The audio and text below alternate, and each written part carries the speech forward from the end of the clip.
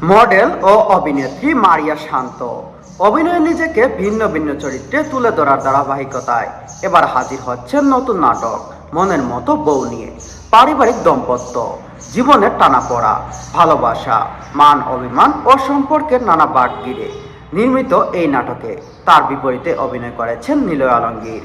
গুরুত্বপূর্ণ আরও দুটি চরিত্রে অভিনয় করেছেন এজাজুল ইসলাম ও শামীমা নাজনীন। সাইফুল ইসলামের গল্পে নাটকটি পরিচালনা করছেন মিতুল খান।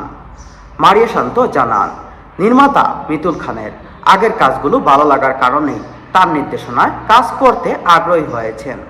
নাটকটি নিয়ে তিনি বলেন, বিয়ের পর মানুষের জীবনে শুরু হয় নতুন এক অধ্যায়। সেই দাম্পত্যের মতের মিল এবং অমিল, মান অভিমান, ভালোবাসার মধ্যে থেকেই জন্ম নেয় অসংখ্য গল্প।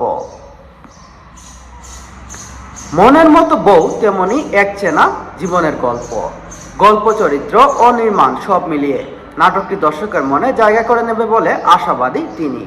উল্লেখ, রায়হান রাফি পরিচালিত প্রেসার কুকার সিনেমায় অভিনয়ের মাধ্যমে দর্শকের প্রশংসা কুড়ান মারিয়া শান্ত। বর্তমানে নাটকের নিয়মিত হয়েছেন।